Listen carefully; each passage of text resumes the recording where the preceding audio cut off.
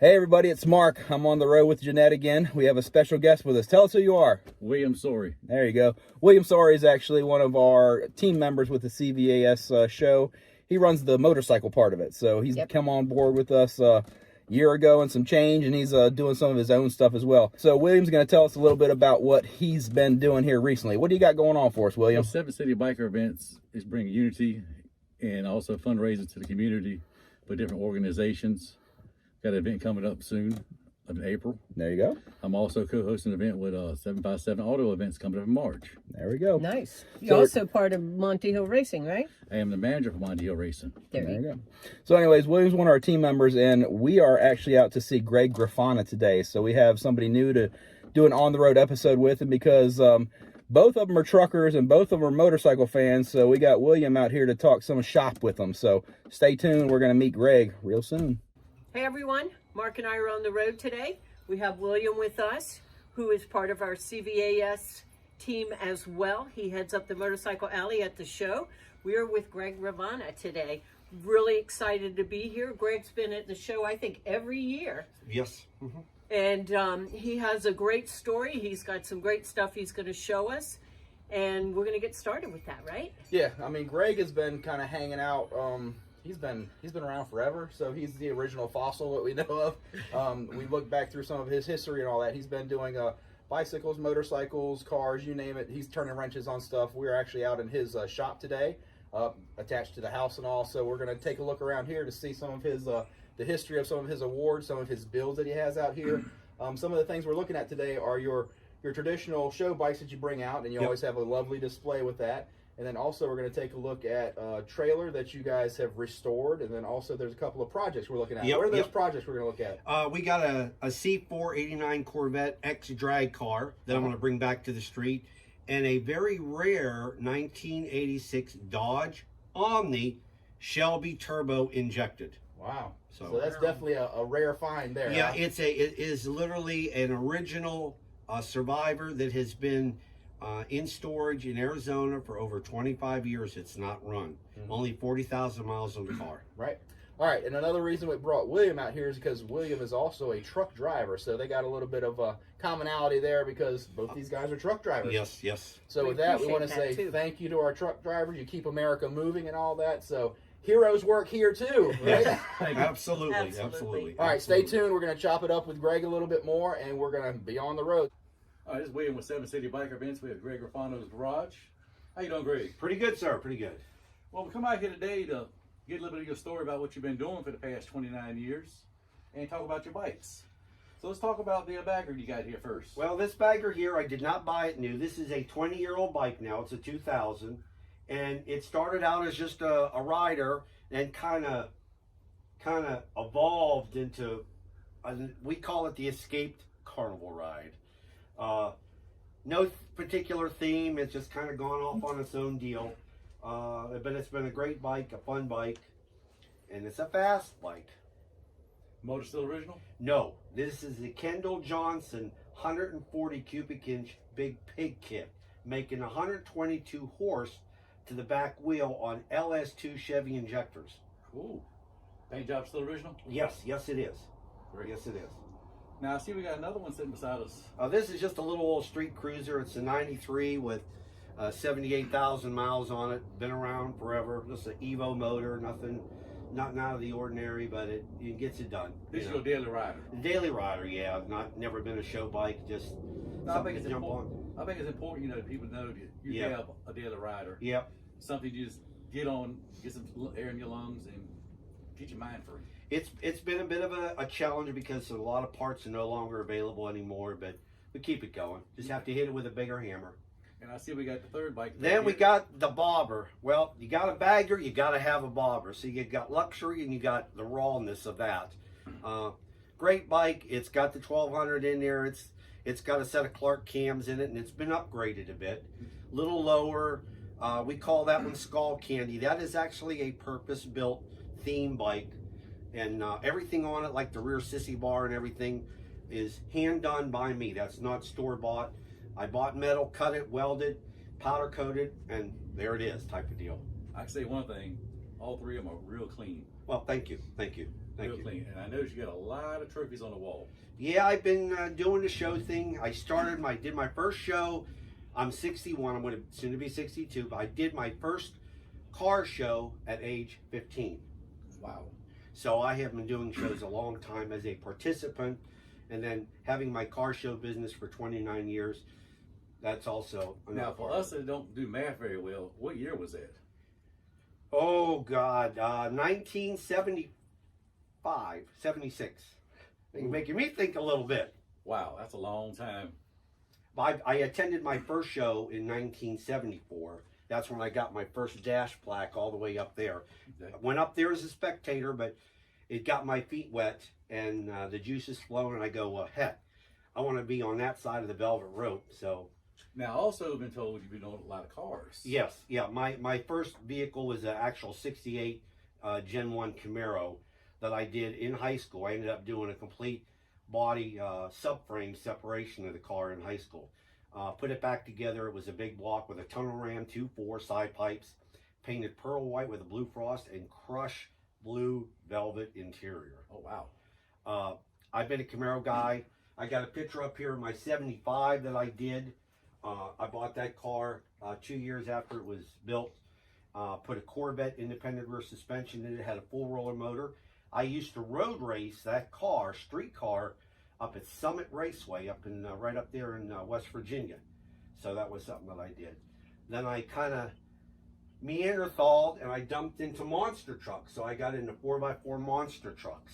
And of course I had my 71 Monte Carlo, which is up here on the wall. I also had a 64 FX Ford Fairlane factory lightweight. Unfortunately, when I acquired the car, the motor was long gone. So I put my little snip of motor in there and did a mechanical fuel injection, which I have sitting right here on the shelf. Okay, cool. So I've, in all total, not counting the vehicles that we have talked about, I've had about 78 vehicles cross through my hands in my time of playing with cars, trucks, and bikes. That's cool. I see you got a bicycle you've been working on up here. I am a little bit of a bike guy. I like bicycles. So when the chopper craze of the bicycles came out, now this is a parts bike, might get turned into something else. I'd like to convert that into an electric bike. I think they're pretty cool, especially this one here, because the swing arm actually represents a motorcycle swing arm. Yep, I mean, that one does too, but I like the rawness of this. Yep, that'll Tells make me a you're good working electric. on it. That'll make a good electric one, and they make a kit. So that'll be a future project. That's an easy winter project that I'll do something with. I think you should have that ready by November so people can see it. Maybe. We'll see. We'll see. That'd work. So, Greg, we done looked at everything in here, saw the trophies, bikes, talked about the cars, photos you have in here, the bicycles. Let's step outside and look at the trailer you done rebuilt. All right, Greg, we're out here with this trailer you rebuilt. Looks nice. Thank you.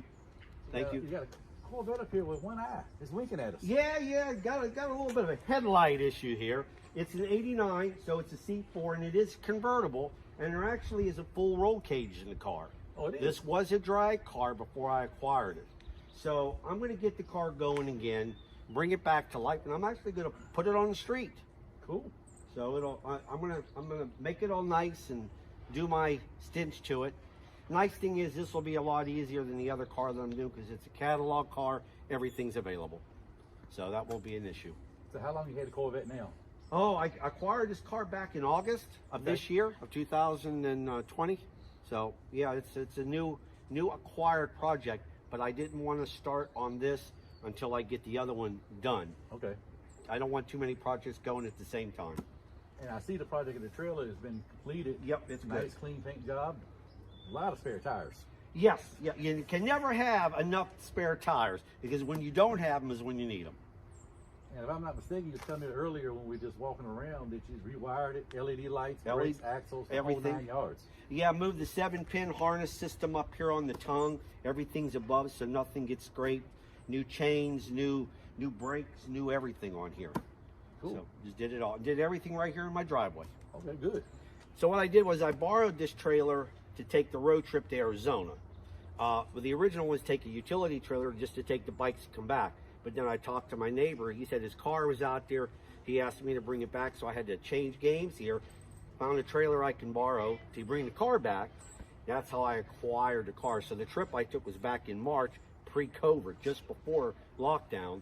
And so we trailered out there, got the bikes unloaded in Apache Trail, Arizona, went to Vail, Arizona, picked up the car, and came back here to Virginia. So in 5 days, 16 states, 5,000 miles. How many bikes did you take out? Two. I did a bagger and what they call a soft tail, but it was a one-of-a-kind, one-built. It's called a Colorado Rockies bike. The Colorado Rockies baseball players had all signed the fuel tank, and it was painted white and purple. I guess that's their colors. Yes. I don't follow baseball enough. So somebody from Arizona bought the bikes and you just shipped them out for him? No, he actually was here in Virginia, then he moved to Columbia. I went to Columbia, picked up his bikes. He retired to Arizona, and he's a buddy of mine, and he asked me to help him out, and I did. Okay, great. Well, I've been doing trucking since 2006. Okay, I'm currently driving for Ashton Lewis Lumber Company. okay. We cut the trees down, process them, cut them to the size, and we send our sawdust out to the people that needs toilet paper, to those paper mills, so we can make toilet paper. There you go. We supply that part of the industry. Okay. So, how about you? Well, I have been trucking. I'm still new to it. I've been doing it for 39 years. And I started out in smaller trucks and worked my way up to big trucks. I used to be owner-operator of my own truck, but that was a long time ago. Now I drive for Service Transfer STI. I pull containers.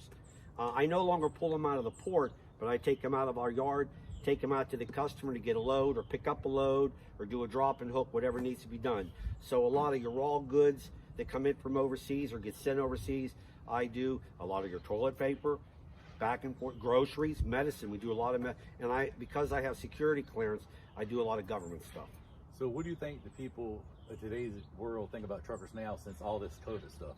I think they look at us in a different light. It has changed, but it's not changed enough. It's progress. Yes, absolutely, absolutely. I feel the same way too. So yeah, I mean, and I'm gonna continue to do it as long as I can climb up in that seat and drive. I'll do it. Now we done looked at the trailer. We talked about the Corvette. Now we'll just go over to the other garage, to this other car he's going to talk about. Come on, y'all. Let's go. All right, so it's Mark. I'm over here with Greg. So, elephant in the room. Grifana, Grifano, Grifina. How do we say that name? Grifana. Grifana. Okay, Yep. So all of our viewers, Greg Grifana. Okay. Yep. I still call him Greg Grifana. He doesn't ever correct me, so we got it on film now. It's good. It's all good. All right, so we are over here with the Omni. Okay. Yeah. The turbocharged Omni. So tell us about this car here. Well, here's the big thing that makes this car so interesting. Less than 300 were ever produced. And because it's a Shelby, all of this here is all Shelby. There's a turbo under here. It's got the injectors. What makes this so unique is that era is when the American manufacturer was starting to do that transition from carburetor to injection. And I have found, because when they did the injection, I can find parts for the carburetor version of this, but not for the injection version because they were Shelby only for that year. Right. So that has made sourcing parts challenging. Things like the fuel tank sending unit, that is an in-pump, electric pump sending unit that is no longer available. I found a place in New York where I sent it to. They totally refurbished the sending unit. I was able to locate a brand new NOS electric pump, sent that up there. So they rebuilt the whole sending unit. They flowed, bench tested for me. They sent it back to me.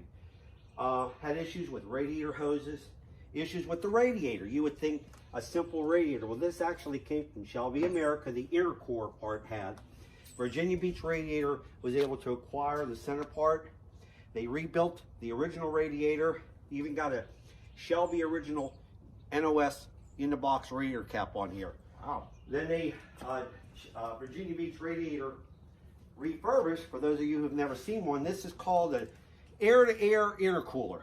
And that's what this vehicle requires with the turbocharger. Yeah, that thing is pretty thick there. A lot of times yeah. you'll see those things, they put them on display in the front, and it's going to cool out the hot air from the turbo. Correct. So to make Correct. sure that we're getting Yep. nice cool air into the intake, so that way more power, right? Exactly. I mean, the cooler and the denser the air, the more oxygen, the more juice you got. This car is, for 1986, this car is actually faster than a 5.0 Mustang of the same year. Right.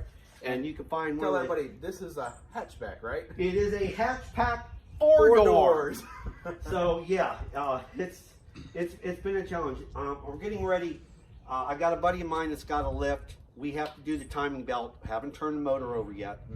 The timing belt is a material belt. It's been sitting. I do have a belt and everything for it, but we have to drop the whole K-member down so we can have access to the motor to pull this side apart. So while I have it down, I'm going to put a new water pump on. I'm going to rebuild the turbo. I got new injectors, everything. While it's down and out of the car, I'll just redo it all at one point, get it all back together, and then we're going to get it running again. I'm surprised with how good a shape this car is in. Arizona. So rust free, and I mean even the body looks good on. I haven't went all around it yet. We're going to show you in just a bit. But I mean, again, of the times, you know, this Omni Horizon and the Plymouth version and the Dodge version and all that other business. I had a Plymouth Laser, so it was turbocharged. I was so young that I didn't realize what that meant. So it was a fast car for no reason, and I tore that thing slam up. Well, here's another thing now people forget compared to where we're at today. When you bought these cars brand new, they only came with a 12,000 mile warranty. And right around 100,000 miles back then, people were getting rid of these cars. That's why we don't see them anymore today. When it came time for a timing belt change, and the customer would find out how much it costs to take it to a dealer and have it done, they'd either sell the car outright or trade it in and get something else. Eventually, these cars all went by the wayside. With me doing all these Mopar national shows, it is very rare for me to see something like this show up at one of our events. Right. We also have to remember, being in '86, the American manufacturer was still very new to the front wheel drive world. We were in this less than 8 or 10 years in the front wheel drive vehicles. If you remember back in the late 70s, it was the Pinto, the Vega, the Chevy Monza. Those were all rear drive vehicles. Right. So that the Pacer, the Gremlin, you know, they weren't doing front wheel drive yet. So it was, that's why some of this repair work is a bit challenging, shall we say. For sure. I mean, it's definitely, you can look up a Chilton's manual and all that other stuff, but it's cutting edge of the time, and that made it, they've made a lot of different ways to make things easier on us in the future. So we're dealing on some old stuff with some new technology, so it makes things a little tricky. I have been lucky enough to the original owner of the vehicle actually bought the Mopar repair service manuals. And those have been my Bible working on this vehicle. Very cool. We're going to take a look around this car here. What's your projected time on this thing? I'm going to have this car done in the spring, by spring. Hot dog. By spring. Well, we're very excited for that. The hood is all in good shape and all that. Yes, all right the pieces and parts are here. Yep. We're not sourcing anything else other than trying to get it mechanically sound. As far as I know, I may have to get some brake hoses and stuff like that. Not an issue. I'm going to have to redo the exhaust system. That's not an issue. You know, aside from that, I've got everything here now. Well, I mean, now that I got this stuff back, and you know, now it's just a matter of changing out the old, putting in the new. Well, that's awesome, man. Well, we appreciate you showing us these things. We're going to talk to our audience again about the Coastal Virginia Auto Show last year.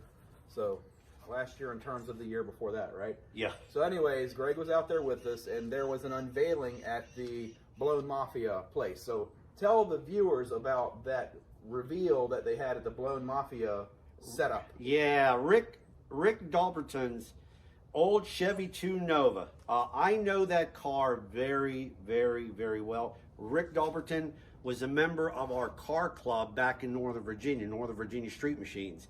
I actually helped with that car when that car was being assembled. I actually laid on the floor of that car under the dash doing wiring. I was a lot younger then, and I can bend that way. Right. But that car was awesome. It brought back so many memories. I had bumped into Rick back in '98 when he built the Orbiter. He was actually had that at one of the shows down in the Carolinas that we were at. And for those of you, you could probably look up Rick Dalberton on YouTube, the Orbiter. That was a vehicle that he built out of a tanker, a milk tanker, that he was going to go all the way around the world by the ocean, and it was a land vehicle, ocean vehicle. I don't know whether or not he ever did it or not. Right, I got you. But he also was the owner of AA Speed and Custom that used to be up there in Springfield. Yeah, so I just wanted to let you guys know about that because I was at the show and all that, of course, and you know, Greg told me a story then about what was going on. He was pretty emotional then. Well, you can just see the joy that it brought back to your face. It was, yeah. Yeah, and again, that's a big piece of these hunks of metal that we put our time, effort, blood, sweat, tears, yada, yada, yada, all the other cliches. But anyways, something like that, you can look at a picture, you can look at an old Facebook memory or whatever else, and that stuff will stimulate you as to what I was doing, who I was with, and sometimes you can smell that fuel in the burnt rubber, you know, so it's always awesome to see how this can transport you back in time. So again, thanks, Greg. We're going to get together again for one more farewell to you. Hopefully you guys enjoyed the video. Definitely a different side of Greg, because again, as a judge, we speak on the outsides of shows and all that other stuff, but I've never really gotten into so much of the backstory. So I want to say thank you for spending time with us, man. I greatly appreciate you and your audience being here to come and see me and touching on a little of what I do. For you sure. know, I'm sure you folks have seen me out at shows with my bikes and stuff, or seen me working a show where I was judging. Either way, don't ever hesitate to come up and say hi. And you want to talk, we'll talk. I'm always available. Yeah, one other thing that is, for me, we do our parking lot shows and all that other stuff. We do some bigger shows, but I never do them alone. Whenever you go out judging, you can have a team of 10 people that are out judging, right? And depending upon the show, I've actually, one of my shows that I did the Truck Nationals at the Carlisle. I did all of the trucks, everything. I had 30 plus judges up there at that show. And in that particular day, we judged almost 1,390 trucks in one day. In one day. So yeah, so that's one of the big things. Again, with my parking lot shows, I'm a bit of a control freak, so I like to do all of my own judging. I like to help out with my own registration. I like to do all my own DJing. So sometimes I fall short on some stuff, but again, that's why I keep my stuff small. But the bigger stuff, you know, we would always look out for somebody coming from out of town to take that out of our hands in order to do some fair judging and all that. So, you know, we have one right here in town, so you guys stay tuned. All right, so we have seen quite a bit of stuff out here. It's actually more than I thought we were going to be walking into, but it was all very cool, so we appreciate you for having us out here. Greg wanted to mention a few people before we said goodbye to everybody, because even though he is a one-man show, there's other people that are involved. Two people that I would really like to thank is my wife for tolerating all of this and putting up with all this. She's great, never says no. She also works with me on my show team. She handles my contracts and my show registration. And then my good buddy Jake. Without Jake, who's been over here when he worked with me on the trailer, he's worked with me on the bikes, the car. He's my sidekick working on the car, the Omni next door. He always rides with me. He's going to shows. He's been with me now a couple of years. He's a heck of a show judge, and he's my pal. And I just want to say thank you to my wife and Jake. All right. Well, your wife's a what is healthcare your wife's provider, name? right? Yes, yes. So we want to thank her for what she does. Absolutely. She works at Centera, I believe. Yes, yes. Heroes work here. Yes, Yes. yes. Yeah, and her name is Roberta. Roberta. Everybody calls her Birdie. Birdie. There we Yes. go. Very good. And also want to say thank you to William for coming out with us today. This was his first on the road with us, but Yeah, I buddy. doubt that it's going to be his last, because Yeah. he's an old pro. So William, you want to say something to the fans? Well, thank y'all for watching the video. Follow 7 City Biker events. Keep up what's going on in the motorcycle area. And wait for November. We have a bigger and better show this year than we had before. Because of VPI services. Thank you to Eric. Eric does inspections on cars. If you're going to get a pre-owned car, take it to Eric. He'll let you know if you're getting what you paid for. He's not going to do any repair work, so you don't have to worry about that. He's just going to fill you in on what needs to be done and make sure you're getting a good deal. Also, Rooster Concepts. We appreciate what they do. And speaking of Rooster Concepts, this is his work, and we want to give this to Well, you. thank you. I as a will use little- this. Good. I As a will use little this. leave behind, thank you so much, Greg, for having us out. This was fantastic. I've known Absolutely. you for years. And Yes, ma'am. You've always been a great guy, and I'm excited that we're here. Absolutely. I love having you here. I love having you folks here, these folks here. Remember, shiny side up, rubber side down. We'll got see it. you on the flip. You guys got to See you follow on us the road. on YouTube, on Instagram, on Facebook, on all that stuff. CVAutoShow.com, Coastal Virginia Auto Show. Follow us. Stay tuned, because we're going to stay on the road, guys. Yes, we are. We'll see you soon. Say And you bye, can see Greg. me, GS Grifana Car Shows Inc. on Facebook. Thanks. Yay. You got it. Bye now. Bye. See you on the road. On the road. Now, I'm going to give you a quick overview. As you see, I've got a lot of trophies here. I have been doing participating in shows all the way back. The oldest dash plaque that's up there behind those trophies goes all the way back to 1974. Wow. Okay, so I have the dash plaques there. They're on the wall there. They're up there. So this is something that I have an immense passion for. This is not something that I'm fresh off the boat. I was doing this when they were hosting car shows in cornfields, you know, out in the middle of nowhere. And once it got on cable and TV, it brought it in everybody's living room, and it changed everything. You're right. You know, you brought up in your bio, Cecil, World of Wheels, Yes. which was Cecil Prophet. Yes, I am. I participated with one of my vehicles. I am self-supporting. I'm not sponsored. I competed on the ISCA circuit in 1998 and finished out as grand champion. And after I did that, because I did all the shows east of the Mississippi, but we did go to Chicago. I did a lot of shows that season. I was able to get my apprenticeship and learn with those guys on how to become an ISCA show judge. So I did my apprenticeship, and then I turned around and became a certified ISCA show judge. And that's what prompted the issue of starting my car show business. For those of you who don't know, I am the owner of GS Grifana Car Shows Inc. I promote, produce, direct, and judge car, truck, and bike events, something that I've been doing for a long time. I got on board with Royce Miller at MDIR 29 years ago this month because he wanted to start hosting car shows with all of his drag racing. And I thought that would be a nice little side thing to do, host a good car, truck, or bike event, do it right, and have people come back. Well, it just expanded from there. And here I am now, 29 years later, 417 judge shows under my belt. That's fantastic. So I've been doing this for quite a long time. So I know what it's like to be on both sides of the velvet rope. And I think that's a good thing. I have some of my judging crew that have been with me the whole 29 years. So I think that speaks for itself too. People like Maryland International Raceway, Carlisle have me back year after year after year. They want me there. Have a good following. People know that we put on a good event. The judging is fair, and we make it work. You know, we make it work because everybody wants to come out and have it done fairly, correctly. You don't want to look like a bunch of monkeys playing with a football. I think we do a pretty good job of it, you know, and it's a big deal. It is, and it was a big deal to me. That's why I started the business. So that's why we're here today. You know, that's all there is to it. Good. Well, I was telling him earlier that Cecil Prophet is why I started the car show. Okay, okay. Because he used to advertise with our radio group. Okay. And once he went away, I realized there was a hole for it. Yeah. And he actually holds the record at the Virginia Beach Convention Center for number of people. Like 28,000 people went through that convention center for his show. Yeah, he is quite a person. And it's a shame what has happened now with the ISCA. The closest that they come here to our end of the coast is Pittsburgh, which is coming up in January. And it would be nice to see that get regenerated back up again, but I hate to put it like this. I think those days are over. It's different now. Everything has changed. You know, doing a full ISCA circuit car and trying to compete on their schedule now, which is essentially just in the Midwest, it's tough. It's tough. So, you know, I like it though. I mean, I'm you know, I got a couple of projects going. I want to get this stuff going. I got another future project going is a good heavy street racer going. So I've got some stuff lined up. Maybe another bike build in me, we'll see, you know.